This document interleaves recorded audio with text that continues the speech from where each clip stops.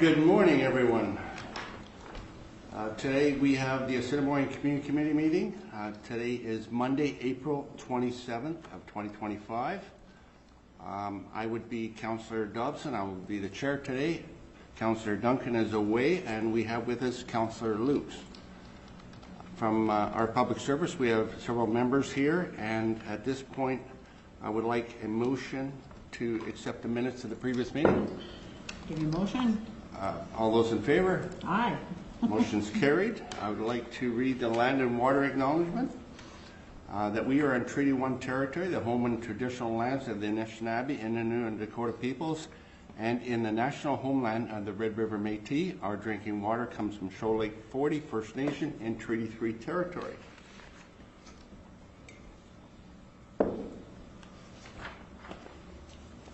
Now, we have with us delegations. So the first delegation is Karen Shansky, BLDG Architecture Office, Inc., to be heard with respect to Report 4. Karen, are you with us today? I would just wait until that item comes up with Kate, after Kate. Delegations are, oh, sorry, you'd like Kate to go before you? Yeah. Okay. Right. So Kate Moyer, Director of Planning from M. Richard and Associates, to be heard with respect to Report 4. Perfect, thank you.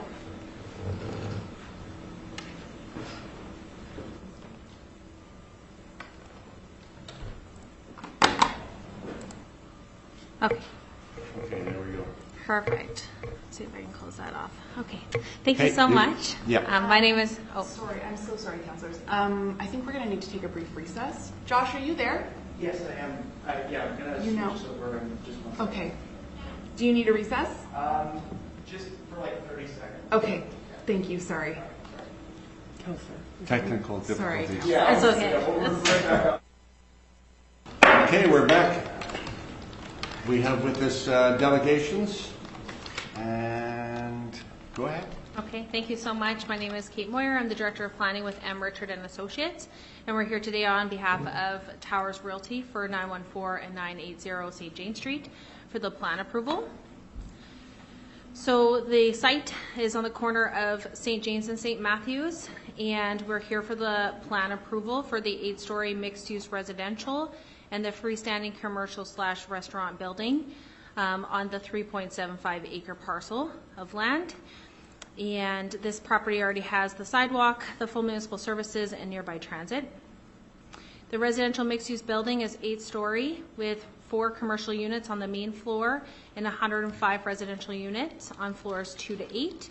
In total, the building dimension is 15,463 square feet, and the height is approximately 100 feet to the roof, which is compliant with the airport regulations. The roof style is flat. The commercial building to the north is a 1-story commercial building, approximately 6,000 square feet. The height is 24 feet with a flat roof as well. The building was designed to be pedestrian oriented, and so it's been oriented towards the public realm with entrances of raised pathways that connect to widening public sidewalk. There's the integrated pedestrian and cycle network incorporated throughout the site. Commercial units are also oriented towards the road.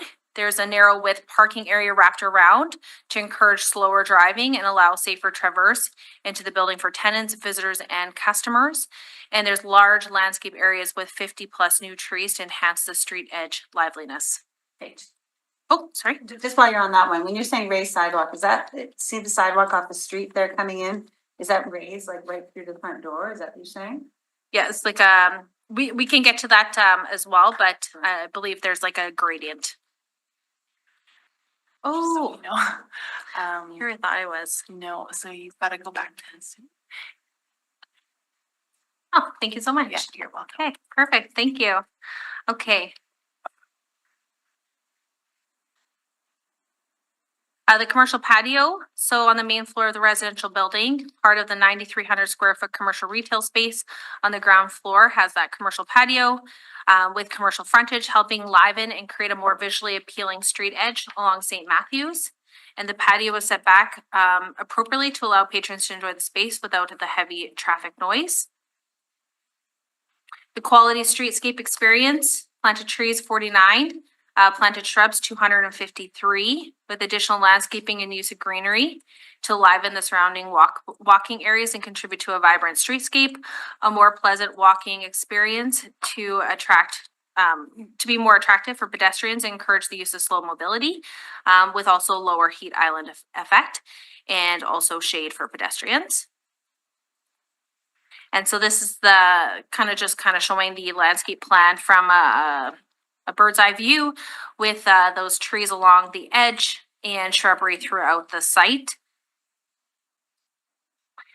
Safety, the walkways will connect from the public sidewalk, which were priority at grade marked crossings and have been redesigned into raised walkways. So that was to answer the question. This prohibits speeding in the parking area surrounding the building. It will also lead to the front entrances with one walkway allowing ease of access straight to the transit stop on St. James. Residential development parking, there's 198 spaces. 157 of those are outdoor surface, 34 underground, 6 are accessible, 2 van accessible, and 20 bicycle spots. The parking spots for the commercial building is 25 surface spaces, 2 of which are accessible, 1 van, and 3 bicycle spots. The setback of the building is 100 feet from the edge of the street, with that 40 feet of landscaping buffering and 60 feet of parking space. And this is just showing the view from St. James and from St. Matthews with the elevation on the bottom, just to kind of show that scale. And these are the concept elevations from the east and from the south facing St. Matthews. And then from the west facing the parking lot and the north. And we did go through an engagement process throughout 2023 prior to the rezoning, subdivision, and conditional use applications that have already been completed. And the development hasn't changed too much from those processes, and was supported through as well from the public engagement that we received. And that is it for the presentation, and we can answer questions. Hey, any questions? In your writing. It's in my writing. Yeah. Yes, I wanted to see if you had a question first. Yeah, okay. So, wow, I just have to say the building's beautiful. Like, I just think it's spectacular. I've seen a lot of block buildings, but this is very nice. This looks really good. So I guess what's the skin? What's the outside like? What's it finished in? If I could bring up Karen, Okay. if that's okay. Sure. Yeah, do you have a presentation that you want to do, or? I'm just going to speak slides. So. Sure. Did you want Karen to just present, or would you like to hear from Karen and then she presents? Do you have a presentation? Yeah. No. Oh, Okay, If well you could then, just sit yeah, there and okay, please questions, join her. That'd be great. I keep the same slide. Karen Shansky, Director, BLDG Architecture Office. We're really excited about this. This is a very unique and different looking piece of architecture, and this is client driven. So it is actually sort of like a contemporary deco style building. That's going to be quite fantastic. So if I could go to another, just go to the front. So the base will be masonry, and again, it's intended to be a Tyndall stone, a local Manitoba stone The ground level. at ground level. And then if you see this sort of tower that comes Yeah. through for the full 8 stories, that also will be Tyndall stone. So it'll have quite a reaching, sort of beautiful, articulate facade. And then at the top as well, the deco sort of columns and details, those will be made out of some ephes, but again, masonry vertical elements, and then metal sort of details as they kind of come from the window mullions and exceed up. From sort of top of the main floor up where you see the white, more cleaner, that will be eaves. However, it will have sort of articulation and build out of cornices, and again, more vertical articulation for the windows to sort of render a real textured building. And is that like a little trellis thing on the second floor there? Or what Right, is so that floor is actually stepped back, so that is an accessible patio for residents at that particular level. And then you can see at the top, both of the north and south ends are actually set back again, so those become either amenity spaces, if we choose to put them up there, or they actually become real, almost New York penthouse deco spaces for people, for residents up there to move outside. Yeah, I guess that's what it feels very New Yorkish when I first saw it, right? Yeah, yeah. New York comes full of. yes, yes, maybe Okay. Ghostbusters or something. Wow. Yes. Wow. Okay, and then, now what I found very interesting was your angular sidewalk. From the Like, corner? we know people will walk that way. Yes. And it's just a given, and you Yes. actually put a sidewalk in. So Yes. that's like, I think that's fantastic. Yeah, from that main corner. It is Mhm. quite a busy, heavy intersection for cars. But we felt that we are actually perforating it 1, 2, 3, 4 from that street. So people really aren't having to walk an extensive length without being able to sneak into the building. And again, crossing at grade. There is another one sort of further west. Oh, yeah, one there. This one is a raised one, which is actually intended for people to come off the AT or the bicycle pathway and sort of, hang a right and go straight along the back of the building and bicycle directly into the bike storage room. And, so these are apartments, Yes. and this, I could look on the map here, but the small size ones are how big, and how big's the big ones? The big ones are probably in and around 950, and the small ones really won't be any smaller than, say, 575. Mhm. Wow. So they're good size ones and twos, Okay, so it's just ones and twos? just ones and Just twos at the twos. moment, yeah. Wow. And there's also a dog park at the back of the site as well. Mhm. So, yeah, sort of, it comes again straight across. There's another raised pedestrian, it's almost like a raised dog walk Mhm. to the back of the building where there is an enclosed dog park, dog pet amenity for people there as well. So, I mean, I don't know if this is a question for you, but maybe more for Towers, but I'm just curious, we have the Humane Society wanting us to make more dog-friendly apartments in all of this. And I see, like in my area, we seem to have a lot of dog-friendly apartments coming in, and they're putting in these little doggy walk areas. Yeah, So exactly. And there will also be, it's called a pet spa, but it is actually a place where you can clean your dog and groom your dog and on the inside, Oh yeah. my God, wow. Mhm. It's big thing, right? Like- Yeah, it's an interesting statistic, how many pets actually live in apartments, sometimes more than people. Yeah, Mhm. legally or illegally, so, exactly, might as well make it legal. Wow, okay, and when are you gonna start? When's the anticipated start date? I would leave that for Tower to respond to that as a start date, but yeah. Yeah, no, it's beautiful, very beautiful. Okay, I don't have any more questions. Well, you just about covered everything. I was gonna point out that it's a great location. I like the fact that you've got multiple sidewalks there. So it's pedestrian friendly by all means.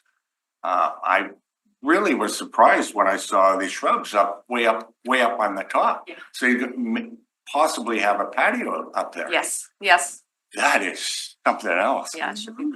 Very nice. I can't say enough. This is just an absolute gem for that corner. Even being set back. Even being set back, yes. Topic there. Wow, yeah, And I have no more questions. yeah, Thank you. yeah.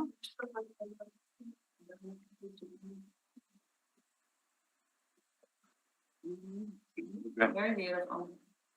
Okay, next delegation is Jason Van Roy, Director of Marketing and Customers, Towers Realty. Stay here in Be case heard you with need respect to to speak. report.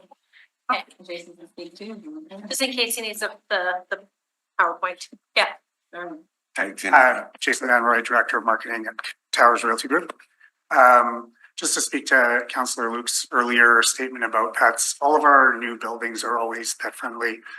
We design them in such a way that they don't have carpet in the bedrooms and destroy the elements that, people worry about with pets. We've been adding pet spas to buildings. We think it's very important that we invite all of the members of someone's family into our Towers buildings as much as possible.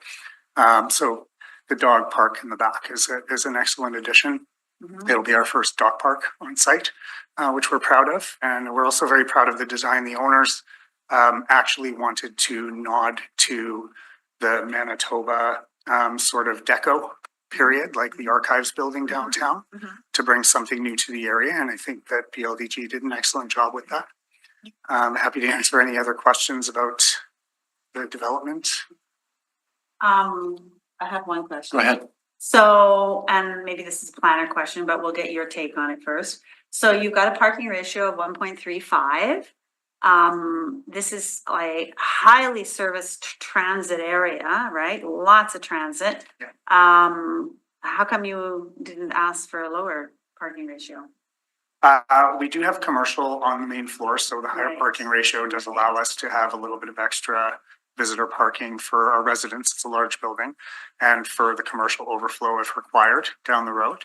Also in a building like this, we are still a very traffic oriented city and we're on two very busy streets. And it's likely that people at this building will work maybe at the airport where transit to the airport isn't quite as good as it is, say, to downtown. So having additional parking for residents is also a priority. Okay, well, you're an expert in building departments, so you would know what you need. Yeah, we feel it's definitely sufficient and gives us the opportunity to support those families with two vehicles. And then one more question. So, it's an interesting world in retail right now in putting businesses in, like I know the city wants a lot of like retail on the main level and then apartments above. And so I'm hearing sometimes there's challenges getting the retail on the main level. Now, probably by Polo Park, I'm going to assume there won't be as big a challenges maybe as other places, but what if Our commercial management team manages pretty much everything from there to Ness along that side.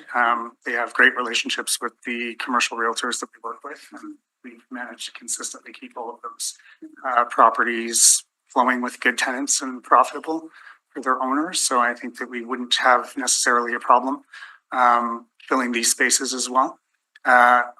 Additionally, we have a built-in customer base for service-based businesses in a mixed-use building like this. So a restaurant, a coffee shop, a dentist's office, those sorts of things where the people who live above are going to be primary customers to the businesses below, which makes them attractive.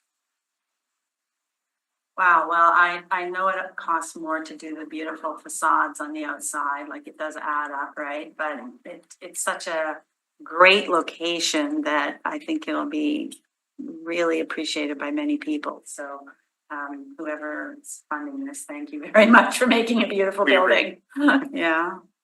Yeah. I don't have any more questions. Okay. Thank you very much. Thank you. Okay, thank you. Okay, and the last delegate is Matthew Narby from Towers Realty. Matthew here. Okay, all right, so that is the end of delegations. Okay, Okay. right into reports. Item number 1. Amendment to council conditions for subdivision rezoning of land located at 457 Sterling Lion Parkway. Now we had the, Kevin Kowalson was here and this is for a development that's occurring.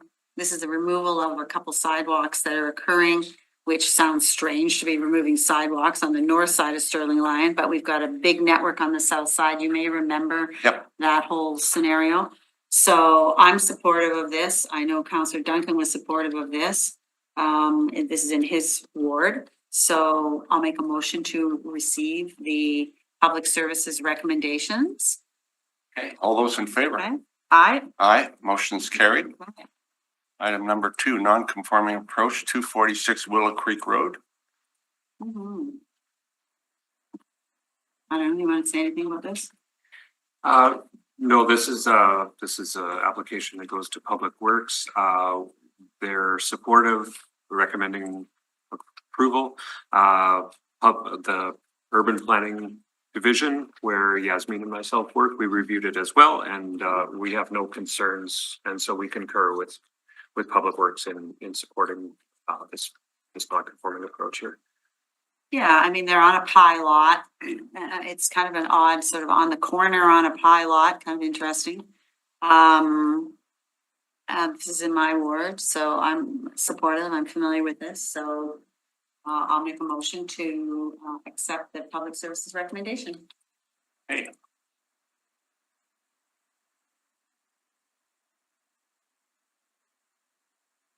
Lee, you have to read it in that the recommendation of the Winnipeg Public Service. Oh, I do, sorry, okay, right. We're waiting for you on that. Do I have to say that? The way you said it was Okay. sufficient for yes. Okay. I'll move that the recommendation of the Winnipeg Public Service be concurred in and the application for a non-conforming approach be approved. And the following supporting reasons. Sorry. No, all Oh, those yeah. in favor? Okay, aye. Aye, motion's carried. Okay, and that the following supporting reasons be provided in that it is on a large pie-shaped lot. It is on a curve and it makes sense. Okay, Okay, those are good. All those in favor? aye. Aye, motion's carried. What did we, So sorry. what did we miss? No, it's I think we're having a technical issue with the stream. Would you mind if we just take a brief recess again? I apologize. Absolutely. We're gonna take a recess for a couple minutes. We're back. Assiniboine Community meeting. We have just approved the non-conforming approach at 246 Willow Creek Road, and I believe we're going into plan approval for Inez Crossing. Mhm. Okay. Anything the public service wants to say about this? This is, I think, the, not seventh, but seventh sort of group that's coming through and building these apartments or the same units, but I don't know.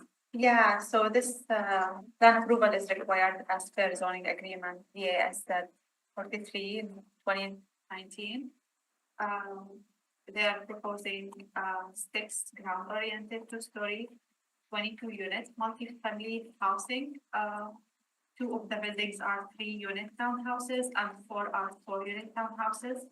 The total built-up area is 30,096 square feet. Total built-up area and 36% of coverage. They are providing 41 parking stalls of the lane. 22 spaces are enclosed within detached garages and 19 are surface parking spaces. They are proposing compliant landscape layout with 21 trees of 4 types and 119 shrubs of 4 types and 27 grasses of 1 type.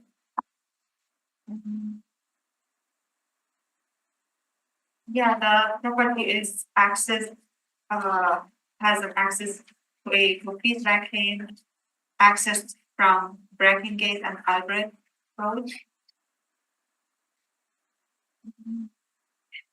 Yeah, we think Urban Planning Division recommends approval for the following reasons: that the applicant is proposing the townhouse type, which is consistent with the housing typology for this area. There is quality landscape plan, contribute to pedestrian friendly open space along the street.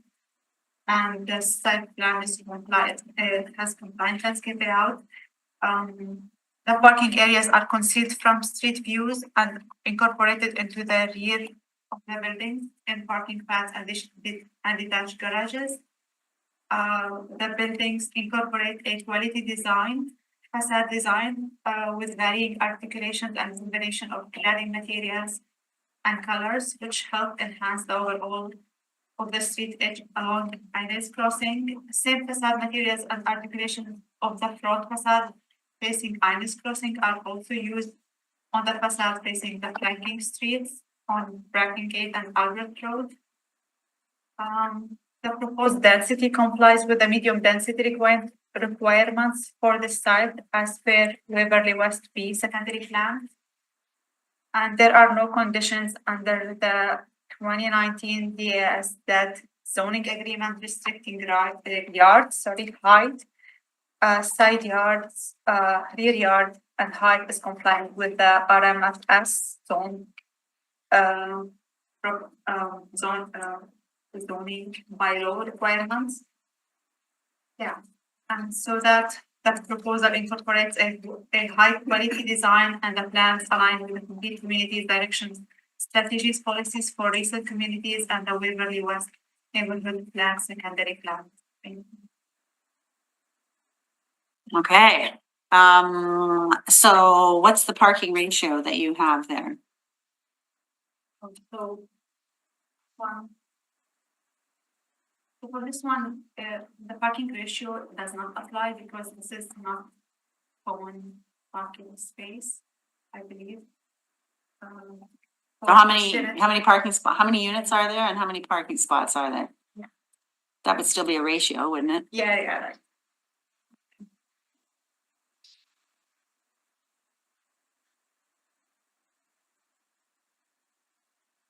1.86. 1.86. Okay. Okay. Well, we have a couple strips of these and they're beautiful, so we'll just, I have no questions, like I'm very familiar with what they're proposing, so, that's great. Do you have any questions? No, I don't have any questions at all. Okay, good. Okay, so I'll make a motion then to receive the public services recommendations so that we can continue on building Bison Run. To concur with the public services recommendations of the approval of the submitted plans. Okay, all those in favor? Aye. Aye, motion's carried. Okay. Moving on to plan approval, 916 St. James Street. You want me to take the chair and you can make a motion and? No, you can make the motion. You did most of the questions. Okay, so we had lots of questions on this and this is in the process, in the works. So I will concur with the recommendations of the public services submitted plans. All those in favor? Aye. Aye, motion's carried. Okay. Motion to adjourn this portion of the Assiniboine Community Committee meeting. Okay, all those in favor? Aye. Aye. Okay. Meeting's adjourned until the hearings at 10:30. Perfect. Good morning, everyone. This is Assiniboine Community Committee meeting, and today we have the hearings. And the first one, the closing of Ken Oblick Drive west of Youngstown Road. Go ahead. In accordance with the City of Winnipeg Charter and the Development Procedures Bylaw, the process the committee will follow is the applicant will be heard first, followed by those in support of the application. Next, those registered in opposition are heard, followed by those registered for information. Finally, the applicant may return to speak in rebuttal to comments made. However, no new information is permitted. Please note that when your name is called, it is your opportunity to speak. However, you are not obligated to do so. For a more in-depth overview of the public hearing process and other information pertaining to what happens before, during, and after a public hearing, please consult the City Clerk's Department website. Please note that all public hearings are recorded and will be part of the public record. Should you have any questions after the hearings have concluded, please contact the City Clerk's Department. Item 1 is a street closing at Ken Oblick Drive west of Youngstown Road under file DAC 4 of 2024. In accordance with the City of Winnipeg Charter and the Development Procedures Bylaw, this is a combined hearing and the following item will also be heard at the same time. Namely, item 2 is a subdivision and rezoning of the Prairie Point Stage 10 project south of Waverly Street, accessed by Yelton Street, Ken Oblick Drive, and Burkhart Bay under file DASZ 4 of 2025. All participants have been muted and will only be permitted to speak when called upon.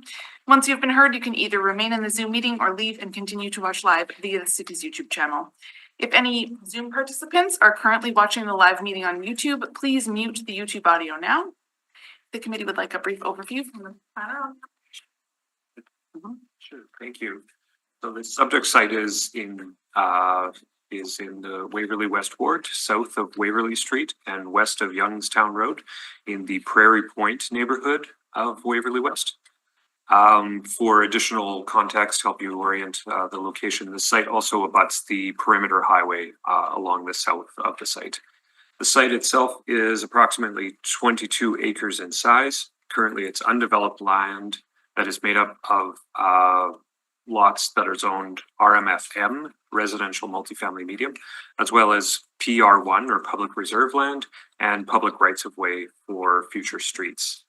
The subject site is in the Areas of Stability Recent Communities Policy area of our Winnipeg 2045's urban structure map. The site also falls within the Waverly West Southwest Neighborhood Area Structure Plan. So that's the secondary plan for this neighborhood. The applicant is proposing to subdivide the existing lots on the site and create a total of 166 single-family residential lots and a new local public street. The applicant has developed the Prairie Point neighborhood in phases. This proposal is their 10th phase of development. The subject site and surrounding area was originally subdivided and rezoned under file DASZ 33 of 2012, and this was approved by council in 2013. Under this earlier subdivision rezoning, most of the subject site that's the subject of this application today was zoned RMFM. The current proposal before this committee today is to rezone this area to the R1 single-family zoning district and create single-family lots that are serviced by a new local street. This will include, as mentioned already, a total of 166 single-family lots. The proposal also includes closing the north-south portion of Ken Oblick Drive and opening a new local public street approximately 16.5 feet further west of the current north-south alignment of Ken Oblick Drive at the west side of the subject site. There are no variances associated with the proposal. As noted by the clerk, the proposed development includes closing of a portion of Ken Oblick Drive, and this closing requires a closing application, DAC, that's associated with this under file DAC 4 of 2024. That's the summary. If there's any questions, answer.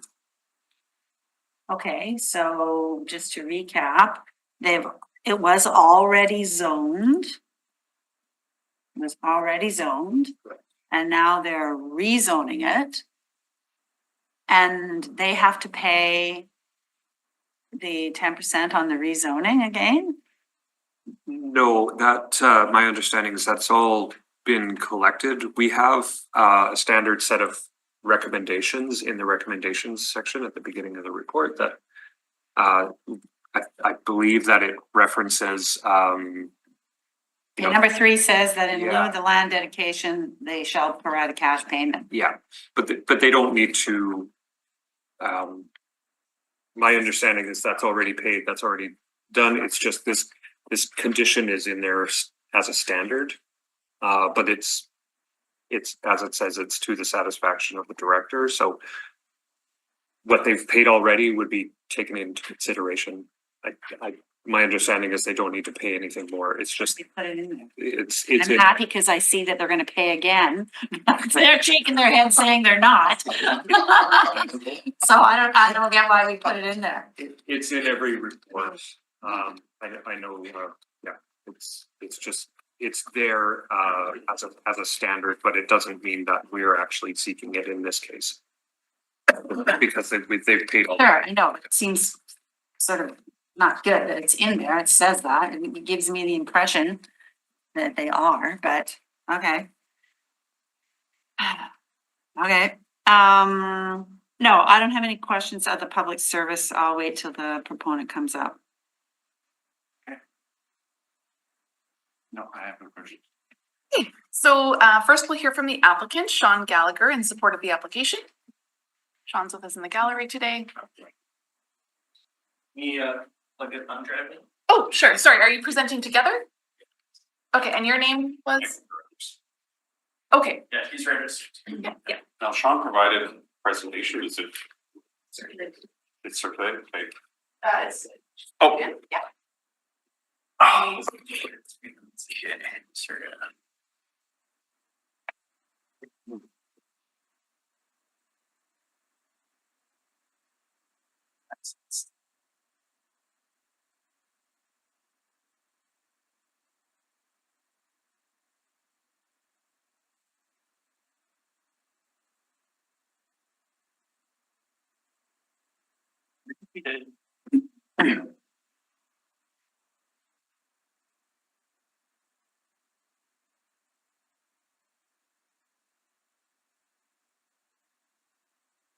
That's right here, but oh yeah, once. It's encrypted. Yeah. Such a pain. There we go.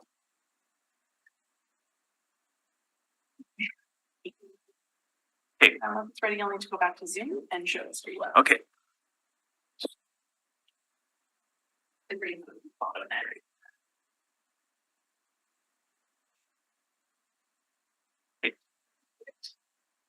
Oops,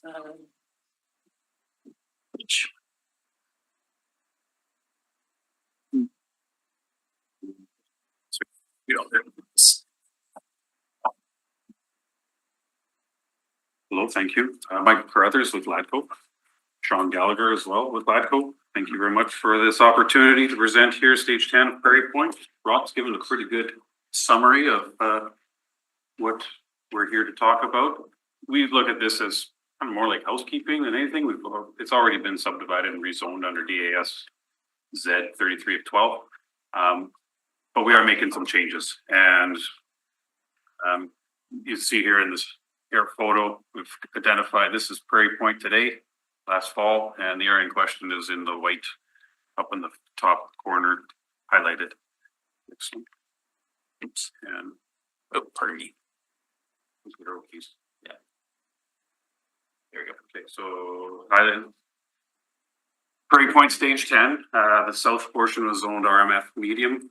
That was intentionally, we weren't certain what we were doing in that far corner from day one, and for purposes of servicing capacities and for kind of blank slate planning, we put it in as RMF medium, possibly doing townhomes. Markets changed. We're in a need and requirement for single family homes. So this is the application, is essentially moving, changing that from RMF medium to a combination of R1 small and R1 medium. And in combination, there is a road closing. So we are closing this portion of Ken Oblick Drive, and we're moving it 5 meters to the west. The reason is we've noticed in the last number of years that our single family lots that back onto the stormwater retention ponds are too deep. So we're shifting those, making them shallower. And the reason was back in the day when we originally subdivided and rezoned Prairie Point, we had a market for single family lots that back onto our lakes that were very large houses with the garages recessed, turned sideways for the cars come in from the side. So they push the houses way back into the lot.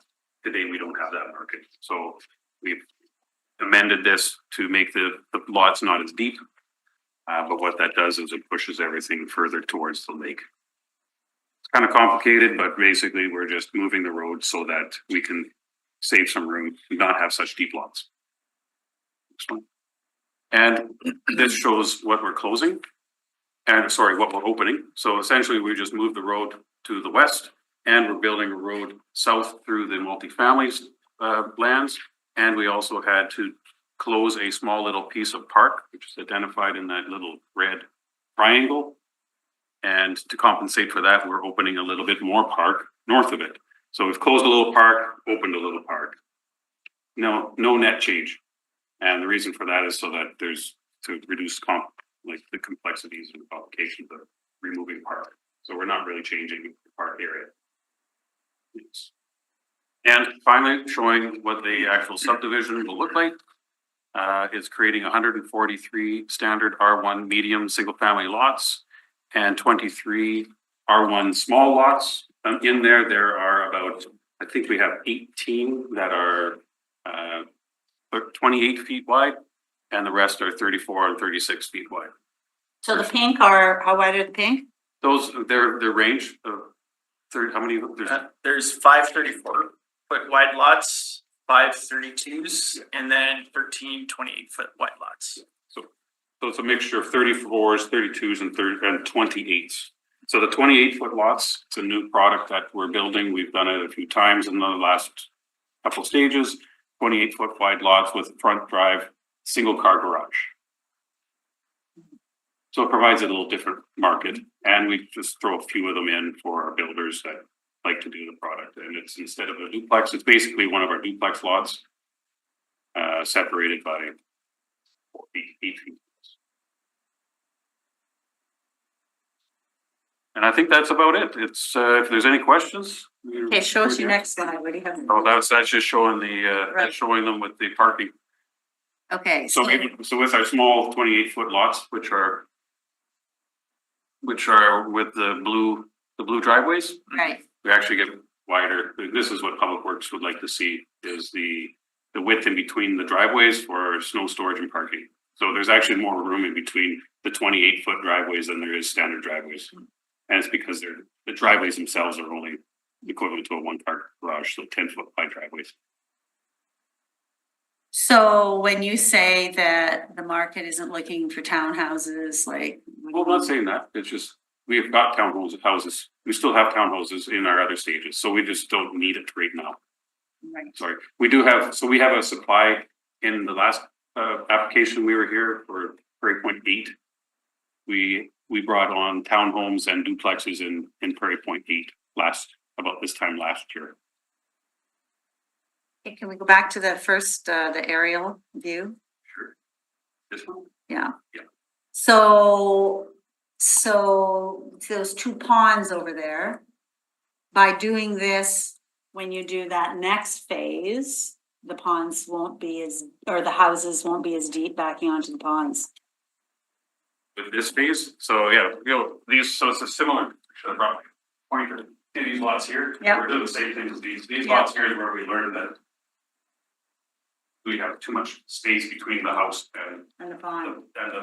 it's actually a fence, and then, so it goes fence and then a pathway and then a pond. So there's a path behind these houses. Right. It doesn't do anything to the park or the pond. It's just reducing the backyard size. So these backyards they're like 60 feet deep. And the residents don't need a 60-foot deep backyard. Right. So we've knocked off. It's still very deep backyards, but not as deep. And so what do you think your next phase is gonna be? Like, are you gonna be building, you're building right now in 9? So builders are building single-family houses in stage 7. And they will transition to stage 9 for single-family houses this year. Right, We'll be selling those this year. right.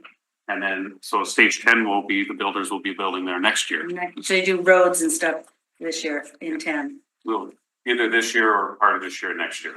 So this is a transition going from 7 to 9 to 10. Right. And I indicated that we had duplexes and townhomes. Those are in stage 8. Right. And our next stage after that, we'll be moving up to here. This area. That area, right. We'll be talking with you about that area probably next fall or early winter. We'll be doing some changes there too. Mhm. Primarily, again, moving this road here closer to the lakes a little bit, redesigning the street layout. And we talked about a row of trees that we're looking at preserving. Yeah, it's incredible to see the route Waverly has taken, right? Waverly now goes right to the edge, right to Brady Road. Not yet. Not yet, but It will. it will. I know, that's crazy. Driving around out there and seeing a sign that says Waverly, just in the middle of like, not nowhere, but. It'll eventually will end at Brady Road and possibly extend further. That'll be, if there's development in the arm of McDonald, that's where they would tie into. Right. Same as Bison Drive up in Brady Road. Right. And so what do you foresee or forecast the final number of years for this little corner, this tiny little corner left? That's all that's left, Still right? a few 100 acres, so we're still probably 5 years left.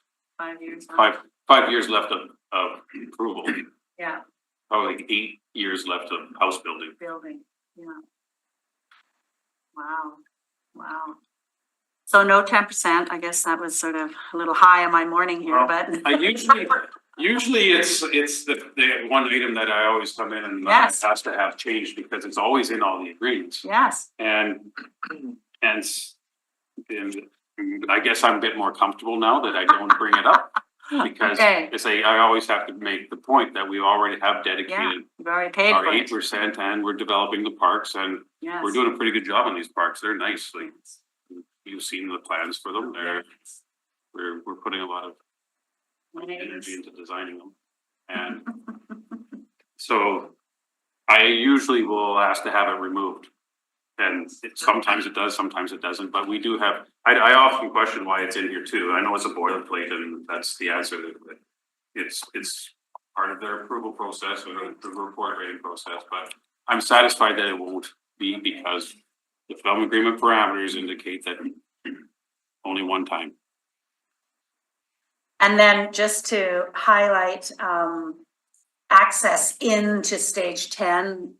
You want to just recap Waverly again for anyone who's listening, what's happening, what we talked about last week? Waverly comes down to here. Right. And this road's obviously open, but Waverly Street from Eaglewood Drive, Kenilworth Drive to Kennison Boulevard is being widened. So we're adding the 2 lanes, one east, one westbound. That will be, well, the engineering is started. And that will be next summer construction. And is that mostly because of the houses and stuff that you're putting south of that, or has that always been the plan? Because when people see it, they're gonna go, oh my God, it's a new road. Why are you ripping it up and making it wider? So what do I say to that? You'd say that it's always been the plan that it would be 2 lanes in each direction. Oh, really? But typically the second lane on arterial roads, the developer builds 2 lanes and the city builds the other 2 lanes. So we've moved our obligation from Brady Road.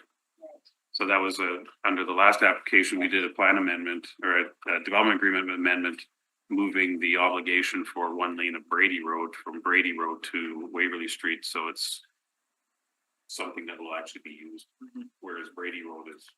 Like, what was the concept there, that the city was going to develop one side of Brady Road? It's part of the development agreement parameters where the developer is responsible for boundary roads. For boundary roads, right, wow. So So that whole section, the north-south section, yes. yeah. Yeah, they go from north to south all the way to the highway. Right, right. Right. And then for transit will come down Waverly, it will turn at that roundabout, people will, in stage 10, that's how they access transit, or? Well, eventually transit will go all the way down Waverly to Youngstown. all the way to, Right. well, eventually it'll go Waverly all the way to, what's this road? That's Skylark. Yeah. All the way to Skylark, and then up Skylark, it'll loop around. I think it even loops down Firestone and down Kenoblik. Yeah, I think the short-term plan is the bus will go down all the way to Youngstown, which is the boundary. It's gonna go all the way down, the short-term plan is everything this, that one. Oh, yeah, right, okay, But eventually it'll loop over. sure. Okay, well, that's exciting. Okay, I don't have any more questions. And I think you covered just about everything. Okay, well, we have them here in person, You got any other questions, let us know. We're Yeah, great presentation. That's a great presentation as always. Okay, so I don't have any more questions, so now we go to the public service, I guess, or? There's still folks registered for the. Oh, Yes. okay. Thank you very much. Thank you. So next registered to speak is Tyler Smith in support of the application. You don't wish to speak? Okay. And then Garrett Ireland to speak? No? Okay. Just checking that there's no one else in the gallery registered who hasn't registered who wishes to speak in support of the application? No? Okay. Is there anyone in the gallery in opposition to the application that hasn't yet registered to speak or with respect to the application? No? Okay. So if there are questions for the public service? No? No, I don't have any questions. Clear on it all? Pretty clear on it all? Technically, the applicant is entitled to speak in rebuttal to comments made. I don't know. Okay. Okay. Okay, so now number 1, so this is to close the road. So I will move that the recommendation of the Winnipeg Public Service be concurred in and forwarded to the Standing Policy Committee on Property Planning and Property and Development. Those in favor? Aye. Aye. Motion's carried. Please note the committee has made a recommendation on this matter that will now proceed to council. No further representations are permitted. I'm sorry, that's for the subdivision rezone, but this will now proceed to council. Okay, so now we're on item number 2? Yes. Okay, item number 2 is the subdivision and rezoning. So I will move that the report of the Winnipeg Public Service be taken as read. All those in favor? Aye. Aye, motion's carried. That the receipt of public representations be concluded. All those in favor? Aye. Aye, motion's carried. That the recommendation of the Winnipeg Public Service be concurred in and forwarded to the Standing Policy Committee on Property and Development. Now, my supporting reasons are, this is the next logical step in the Prairie Point development. Okay, all those in favor? Aye. Aye, motion's carried. And that the public hearing with respect to this application be concluded. All those in favor? Aye. Aye, motion's carried. Please note that the committee has made a recommendation on this matter that will now proceed to council. No further representations are permitted on the subdivision and rezoning, and all persons registered for the public hearing will receive notice when the matter is to be considered by council. Move for adjournment. Okay, all those in favor? Aye. Aye, motion's. Meeting's adjourned. Okay, thank you.